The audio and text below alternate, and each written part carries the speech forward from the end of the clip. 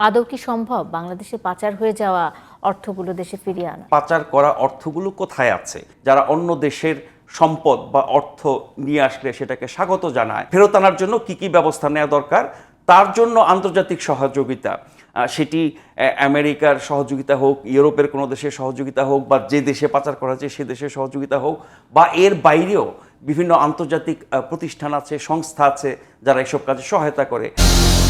এই যে বলা হচ্ছে যে পাচারের অর্থ ফেরাতে বাংলাদেশ সহায়তা চেয়েছে এবং এটির আশ্বাসও তারা দিয়েছে, আদৌ কি সম্ভব বাংলাদেশে পাচার হয়ে যাওয়া অর্থগুলো দেশে ফিরিয়ে আনা? কারা কারা কোন কোন দেশে কত টাকা পাচার করেছে এবং সেই পাচার করা অর্থগুলো কোথায় আছে, সেটি কি কোনো সম্পদ হিসেবে আছে নাকি কোনো ব্যাংকে গচ্ছিত আছে, থাকলে পরে সেটা কোন ধরনের ব্যাংকে, এবং সেই ব্যাংক কোন দেশের, এবং সেই দেশের আইন কি বলে, সেই দেশের সরকার এই অর্থ পাচার ফেরত আনতে দেবে কিনা। ফলে অনেকগুলো প্রশ্ন এখানে আছে। বাংলাদেশকে চেষ্টা করতে হবে, উদ্যোগ নিতে হবে, তারপরে দেখতে হবে কোন দেশে কারা কত টাকা পাচার করেছে এবং সেই পাচারকৃত অর্থগুলো কি অবস্থায় আছে, এবং তখন ওই সংশ্লিষ্ট দেশগুলোর সাথে কথা বলে প্রমাণ করা যে এই অর্থটুকু বাংলাদেশ থেকে পাচার হয়েছে, বেআইনিভাবে মানি লন্ডারিং হয়েছে, আমরা সেই অর্থ ফেরত পেতে চাই। তার জন্য ওই দেশের সাথে কি ধরনের দেন দরবার, চুক্তি, আলাপ আলোচনা, বোঝাপড়া করতে হবে। এবং বহু দেশ আছে যারা অন্য দেশের সম্পদ বা অর্থ নিয়ে আসলে সেটাকে স্বাগত জানায় এবং তারা সেটাকে ফেরত দিতে চাইবে না, তাদের স্বার্থে এটাই স্বাভাবিক। ফলে এই পাচার করা অর্থ ফেরত আনার আগে জানতে হবে আমাদেরকে এই ব্যাপারে প্রয়োজনে একটা কমিটি, কমিশন, যাই বলি না কেন, তৈরি করে তারা এই খোঁজ খবরগুলো নেবে। আমরা তো গত 16 বছর ধরে শুনেছি বহু মানুষের নাম, বহু প্রতিষ্ঠানের নাম, যারা এরকম অসংখ্য মানে পরিমাণ, এই পরিমাণে কোনো শেষ নাই, billion billion, trillion trillion, lakh lakh, crore crore, নানানভাবে বলা হয়। এখন কে কতটুকু অর্থ কোথায় পাচার করেছে এবং সেটি কোন জায়গায় কিভাবে আছে এবং ফেরত আনার জন্য কি কি ব্যবস্থা নেওয়া দরকার, তার জন্য আন্তর্জাতিক সহযোগিতা, সেটি আমেরিকার সহযোগিতা হোক, ইউরোপের কোনো দেশের সহযোগিতা হোক, বা যে দেশে পাচার করা হচ্ছে সে দেশের সহযোগিতা হোক, বা এর বাইরেও বিভিন্ন আন্তর্জাতিক প্রতিষ্ঠান আছে, সংস্থা আছে যারা এসব কাজে সহায়তা করে। অনেকগুলো ব্যাপার। ফলে সংস্কার বা পুনর্গঠন বা মেরামত বা পুনর্গঠনের জন্য আমরা যে কাজগুলো করছি, এর মধ্যে 6টি কমিশন গঠন করা হয়েছে, আরও কিছু কমিশন গঠন করা হবে বলা হচ্ছে। সেরকম এটার উপরও একটা আলাদা আপনার পদক্ষেপ নেওয়া দরকার, যে শুধুমাত্র এই কমিশন কাজ করবে পাচার করা অর্থ ফিরিয়ে আনার জন্য, এবং পাচার করা অর্থ ফিরিয়ে আনার জন্য যা যা কিছু করণীয় সে কাজগুলো তারা করবে। সেখানে আমরা, আমেরিকা খুব প্রভাবশালী দেশ, নানান ক্ষেত্রে তাদের যে প্রভাব, প্রতিপত্তি, নিয়ন্ত্রণ, কর্তৃত্ব আছে, সেটা তারা কাজে লাগাতে পারে। এটা গেল পাচারের অর্থ। আর দেশ পুনর্গঠন, সংস্কার, মেরামত, এগুলো তো আলোচনা চলছে সে 5ই অগাস্টের পর থেকে, কিন্তু এতদিন পর্যন্ত বিচ্ছিন্ন বিক্ষিপ্ত আলাপ আলোচনা হচ্ছিল।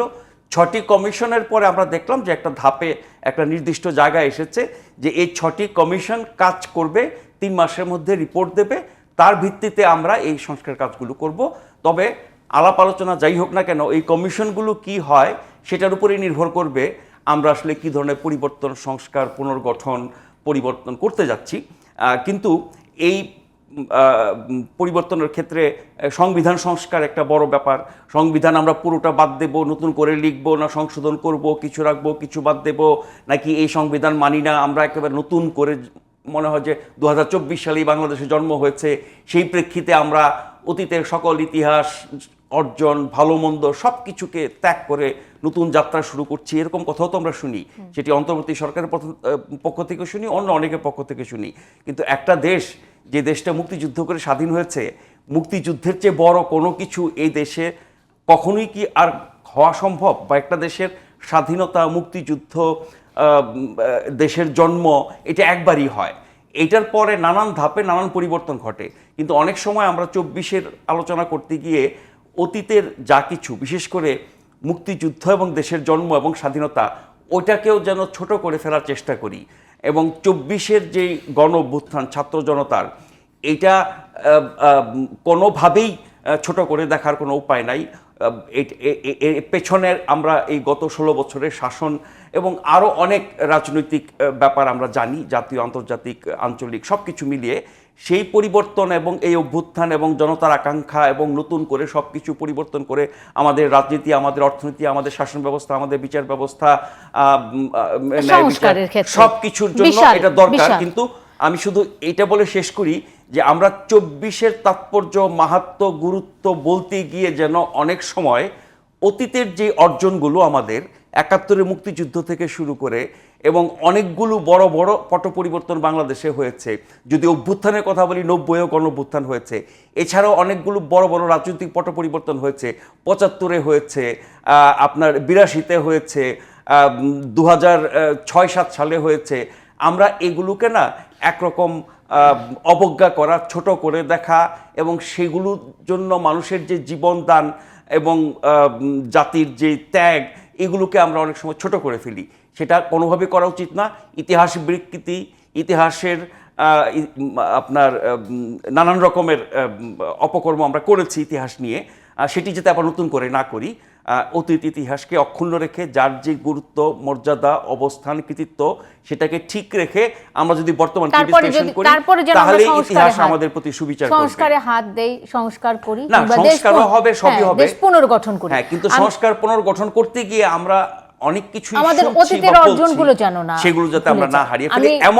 এমনকি শেষ বাক্য বলি, 2024 ছাত্র জনতার অভ্যুত্থান, ছাত্র জনতা, এখানে বৈষম্য বিরোধী ছাত্র আন্দোলন, তারাই আন্দোলনটা শুরু করেছে, তাদের নেতৃত্বে আন্দোলন হয়েছে, কিন্তু আপামর জনতা এখানে যুক্ত হয়েছে।